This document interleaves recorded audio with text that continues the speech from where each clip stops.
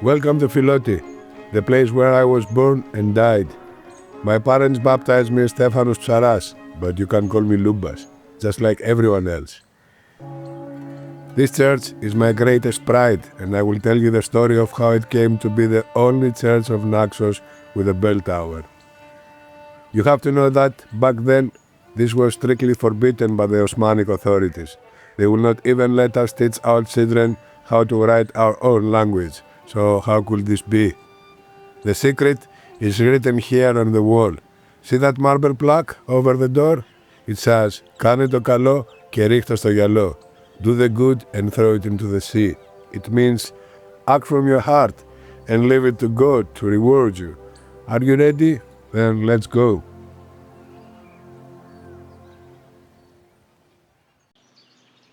One morning, I heard them yell insults again.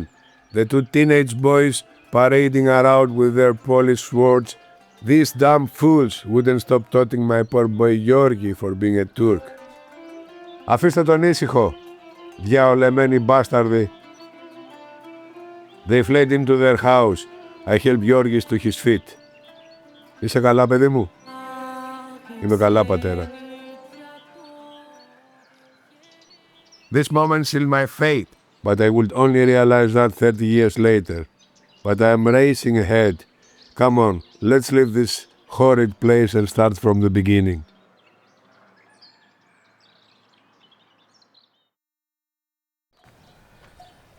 This is the path to my home.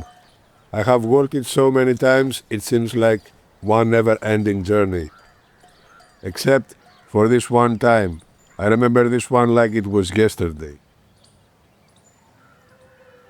This was the day I first met Georgis.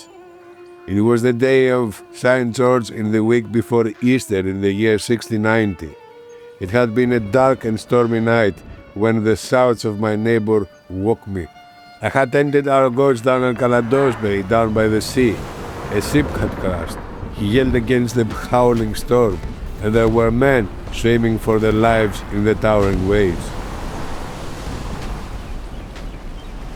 The ship had lost its battle against the sea and shattered on the cliffs.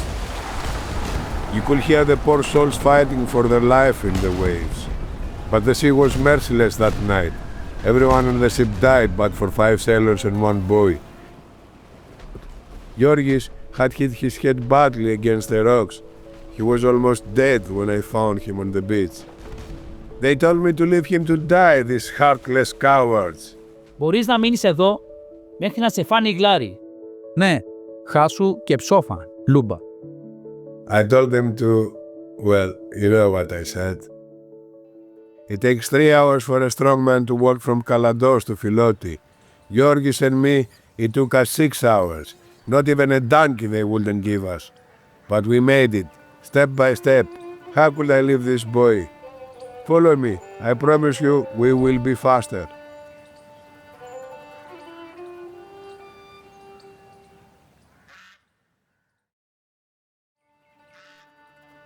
We had reached a crossroad, not far away from my home, when I heard shouts from the direction of the village. It was the misfit Franks, this Frankish fool who wanted to see the young survivor for themselves. To Georgiou, and surely with no good intention. Quick, follow me. There's a place where we can hide. Surely they would have killed us if they had found us. I think it's safe now. Follow me, but quietly. When I arrived with Georgis, my last-born son was playing with a baby goat. A soup of beans was cooking in the fire. When my wife saw Georgi, Pliti had a big heart but 4 mouths to feed already. She folded her arms and shook her head. No, she would not take him. Georgis stood there like a sack of beans, as if he had died inside and turned into a stone. I pleaded, I argued, I threatened, I begged her. Nothing I could say would sway her. Finally, I ran out of words. I remember what my grandmother had taught me. Κάνε το καλό και ρίχτω στο γυαλό. Do the good and throw it into the sea. It was as if I had opened the gates of heaven. My wife stepped up to Georgis, pressed him to her bosom, and burst into tears. We adopted him and treated him like our own son. and for a long time he lived with us, learned Greek, and even took up our faith.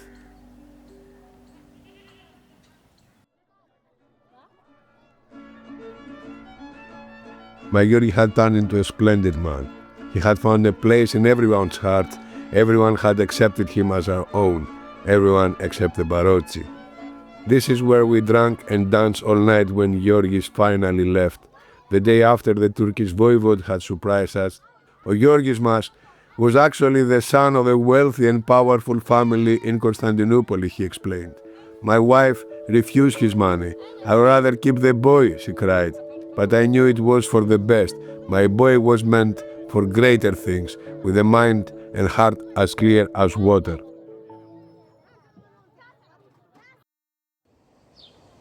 Do you see that garden down there? That is what it looked like where our church stands now. But we people knew that below the soil lay the ruins of an old church, the church of Our Lady, the church of Panagia. And so the morning I called on Hatzivilaseros, Galinos, and Paparonis, and we set out to rebuild it. The Barocci came with the sabres and clubs, but so did we. And after lots of shouting and commotion, the Barocci sent a cart full of precious gifts and stones to the voivode in town, claiming that this was their garden. But the voivode, knowing what we had done for Georgis, refused. So they sent their gift to the French ambassador in Constantinople instead. We had already built the foundations for our church when the Cadi rode into town with his subasi and his muzir and his capizi, and they arrested me. Come, we are not done yet. The hardest part is yet to come.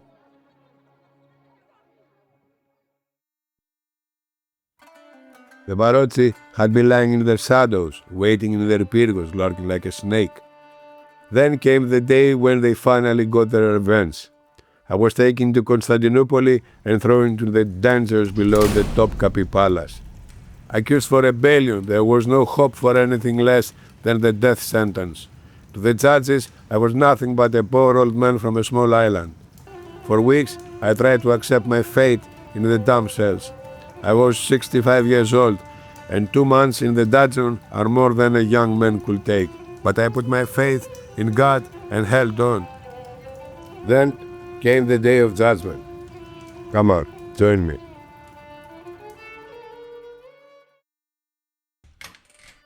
I was led into the courtroom on a sunny day in April. The Barocci had come with their coffers full of ducats and Venetian gold coins, but I had eyes only for the almond trees blooming outside. I knew that was my last day. The Barocci spoke, then his false witness spoke, so what could I say? When suddenly the Cadi rose and asked my chains to be removed. Then he spoke, and I will never forget his words. In the name of the exalted, most just Sultan Ahmed III, I declare the accused man innocent and issue the decree that the church in the village of Philoti on the island of Naxos shall be completed, without any objections or obstructions being made. This is my decision and my command. Everyone was surprised. I stood motionless. I had heard correctly, or was I already dreaming? Then the Cadi approached me, looked me in the eyes, and he smiled. Welcome, old man. Remember, do good and cast it into the sea. Κάνε το καλό και ρίχτω στο γυαλό. My father, don't you recognize me? And yes, I did. It was Georgis, my son. He embraced me and I returned his kisses in tears. The Cadi was my child. We are on our way home now, almost there.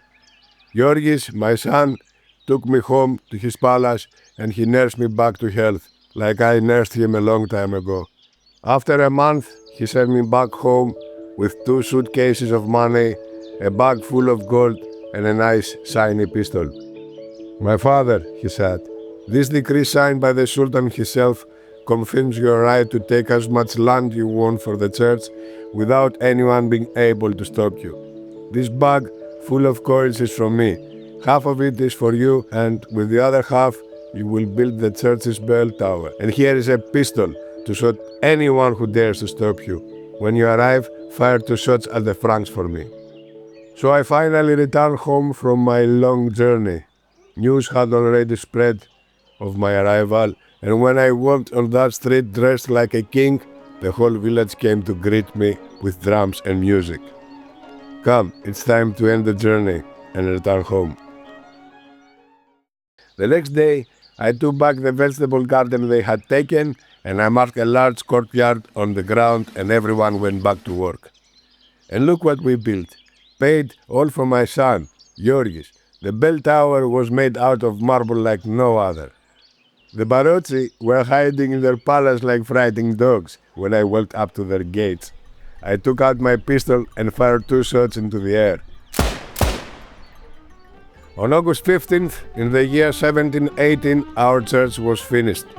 I gave it back its old name, the Dormition of the Virgin Mary, Ikimisi της Θεοτόκου.